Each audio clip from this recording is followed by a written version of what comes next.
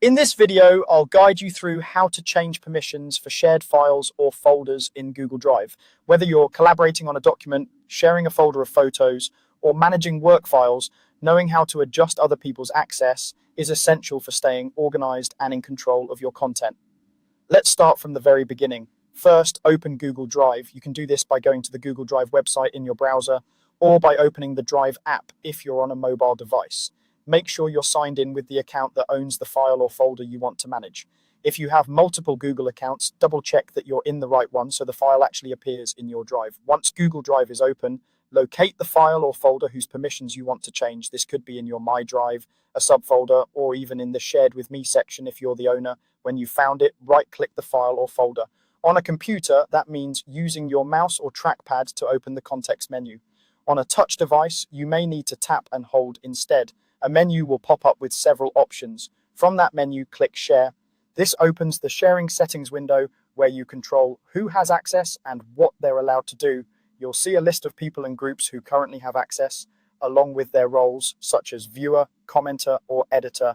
This is where you'll make your changes. Next, find the person whose permission you want to change. If you see a long list, you may need to scroll to locate them. Each person should have their name or email listed, and next to it, you'll see their current role. This role determines what they can do with your file or folder. Now click their current role. A small menu will appear with the available options. You'll see choices like viewer, commenter, or editor. Viewer means they can only open and read the file, but not change anything. Commenter allows them to leave comments and suggestions, which is great for feedback without giving full editing control. Editor gives them the ability to make direct changes, share the file further if allowed, and in many cases organize or even delete items in shared folders, so use this option carefully. Select the permission level that best fits what you want this person to be able to do. For example, if someone only needs to review a document, set them as a viewer or commenter rather than an editor.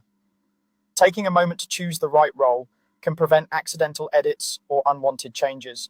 Once you've made your selection, you're almost done. Take a quick look over the list to make sure everyone has the appropriate role. When everything looks right, click Done. This saves your changes and closes the sharing window. The new permissions take effect immediately, so the person's access will be updated the next time they open the file or folder. And that's it. You've successfully changed permissions for a shared file or folder in Google Drive. By following these steps whenever you share or update access, you'll keep your files secure, organized, and shared with exactly the right people at the right level.